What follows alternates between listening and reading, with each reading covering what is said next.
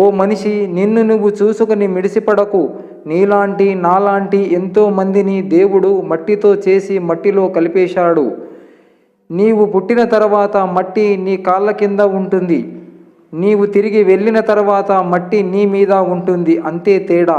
శరీరాన్ని, అందాన్ని, ఐశ్వర్యాన్ని చూసుకొని మిడిసిపడకు. నిన్నటి నేను కాదు, రేపటి నేను కాదు. ఈరోజు మీ ముందున్న నేను మాత్రమే నేను. జీవితంలో ఓటమి అనేది కేవలము ఒక చిన్న సంఘటన మాత్రమే, కానీ ఓటమే జీవితం కాదు. నీకు మంచి చేసిన వారిని మరవకు, నిన్ను ప్రేమించిన వారిని ద్వేషించకు, నిన్ను నమ్మిన వారిని మోసం చెయ్యకు. సృష్టిలో అమ్మే గొప్పది. ఆకాశాన్ని అడిగితే అమ్మ ప్రేమ తనకంటే విశాలమని చెప్పింది. సాగరాన్ని అడిగితే అమ్మ మనసు తనకంటే లోతు అని చెప్పింది. కొండ తేనెను అడిగితే అమ్మ మమత తనకంటే తీయనైనది అని చెప్పింది. సరాగాల కోయిలను అడిగితే అమ్మ పిలుపు తన పాట కంటే మధురమైనదని చెప్పింది. కొవ్వొత్తిని అడిగితే అమ్మ త్యాగం తనకంటే కోటి రెట్లు ఎక్కువని చెప్పింది. నేల తల్లిని అడిగితే అమ్మ అంటేనే ఓర్పు అని చెప్పింది. ఓర్పు అంటేనే అమ్మ అని మనం తెలుసుకోవాలి. తెలుసుకో. బ్రతుకున్నంత వరకు డీపీ మారుస్తూ ఉండండి. ఎందుకంటే చచ్చాక ఒకటే ఫోటో గోడకు ఎప్పుడు వేలాడుతూ కనిపిస్తుంది. మనుషులు మారిపోతారు అనుకోవడం అజ్ఞానం. జస్ట్ ముసుగు తీసి నిజస్వరూపం చూపిస్తారు అంతే. కొన్నిసార్లు బాధపడిన రోజులను గుర్తు చేసుకొని నవ్వుకుంటాం, దానికా బాధపడింది అని.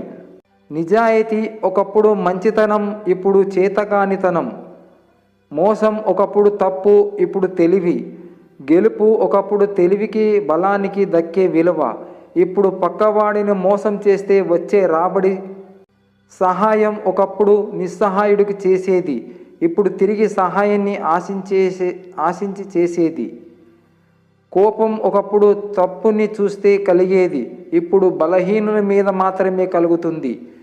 ద్రోహం ఒకప్పుడు నేరం, ఇప్పుడు నమ్మిన వాడికి దక్కే సత్కారం.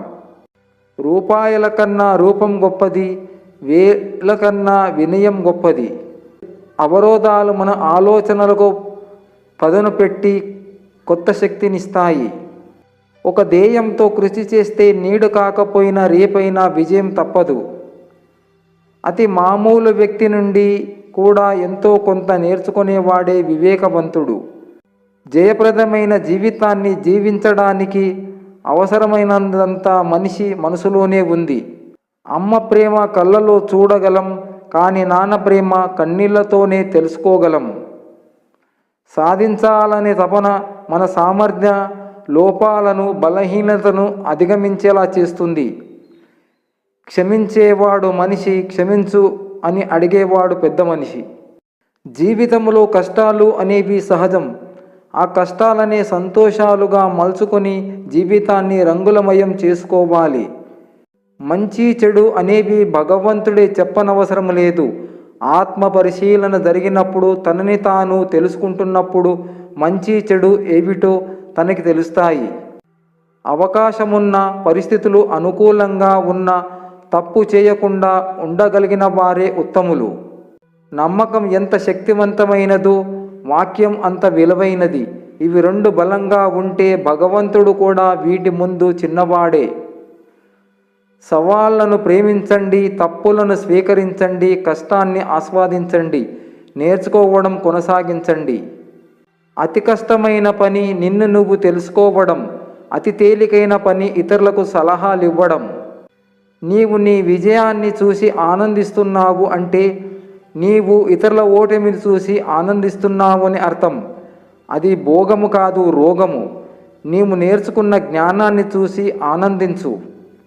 మనం చెప్పే మాటలోని అర్థం వినేవారి మీద ఎంత ప్రభావం చూపుతుందో తెలియదు, కానీ మనం చెప్పే విధానం ఖచ్చితంగా 100% వాళ్ళ మీద ప్రభావం చూపుతుంది.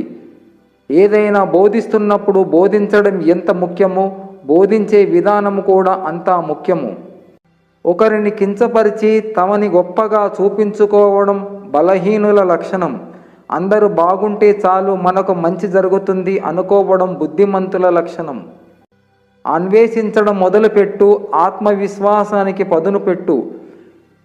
ఇష్టపడటం నేర్చుకో, ఈర్షపడటం మానుకో. ఉన్నతంగా ఆలోచించు, ఊహకు అందేలా ఆచరించు. ఋతువుల మాదిరిగా జీవితాన్ని అనుసరించు. ఎదగడం కోసం ఒకరితో పోల్చుకోకు. ఏకాగ్రత అసలు కోల్పోకు. ఐకమత్యాన్ని సాధించడం మర్చిపోకు. ఒంటరి జీవితం నేర్పిన గుణపాఠాలు, ఓటమి నేర్పిన అనుభవాలు ఏదో ఒకరోజు నీ ఔన్నత్యానికి పునాదులు అని మరవకు. అందని ఎత్తుకు ఎదగాలంటే ఇప్పటి నుండే శ్రమించవలసిందే. సముద్రములో అలలు ఆగిపోయాక స్నానం చేద్దామంటే కుదరదు. అలలు ఆగడం సాధ్యము కాదు, స్నానము చేయలేము. జీవితం అన్నాక సమస్యలు రాకుండా ఉండవు. సమస్యలు తీరాక భగవంతుని స్మరిస్తానంటే అది ఎన్నటికీ సాధ్యము కాదు. అలల మధ్యలోనే స్నానం చెయ్యాలి. సమస్యల సుడిగుండాల్లోనే భగవంతుని మరవకుండా ఉండాలి. ఎక్కడెక్కడ ఏమేమి జరుగుతుందో అక్కడక్కడ అది అవసరమే అయి ఉంటుంది. ఎవరెవరికి ఏదేది ప్రాప్తిస్తుందో వారికి అది అవసరమే అయి ఉంటుంది. కాబట్టి ప్రతి చోట ప్రతి వారికి ఏదేది జరగాలో, ఏదేది ఇవ్వబడాలో అది జరుగుతూనే ఉంది, అది ఇవ్వబడుతూనే ఉంది.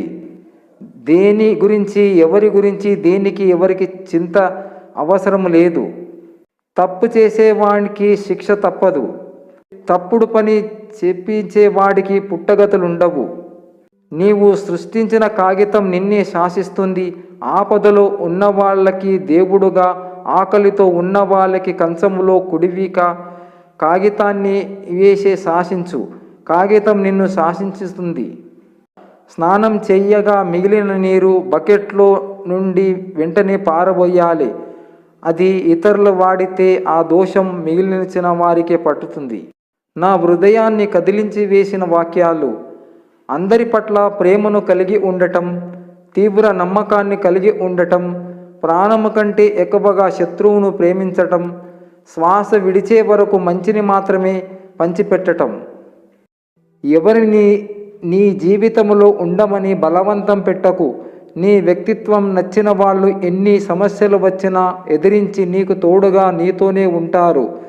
నువ్వంటే ఇష్టం లేని వాళ్ళు కారణాలు వెతికి మరీ దూరం అవుతారు. చేతితో దీపాన్ని ఆర్పినట్టు వెన్నెలను ఆపుట సాధ్యమా?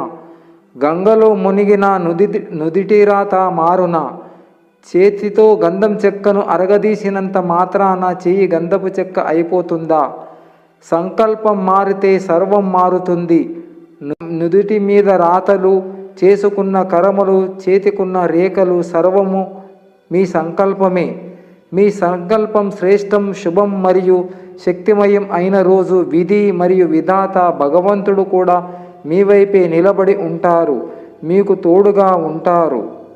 ఒక ఆడపిల్ల జీవితంతో ఆడుకోవాలని ఆలోచన వచ్చినప్పుడు ముందుగా మరో ఆలోచన చెయ్యి. అదేంటంటే, రేపు నీ కూతురి జీవితంలో కూడా ఇలాంటి దేవుడొకడు ఆడుకుంటే ఎలా ఉంటుందో ఊహించు. అప్పుడు కూడా నీ నిర్ణయంలో మార్పు రాకపోతే నువ్వు అసలు మనిషివే కాదు, సరికదా?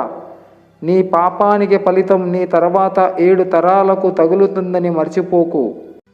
తప్పు చేస్తున్నప్పుడు వెనక్కి లాగేది, నీలో లోపాన్ని ఎత్తి చూపేది, మంచి చెడు తెలియజేసేది, నువ్వు బాగుంటే తృప్తిగా ఉండేది ఎవరో కాదు, నీ అంతరాత్మే.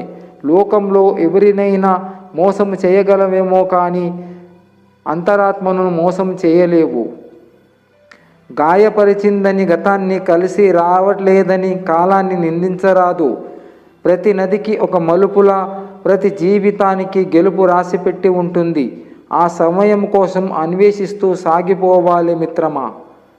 ఒక మంచి మిత్రుడు 100 సార్లు అలిగినా బ్రతిమాలుకోవడంలో తప్పు లేదు.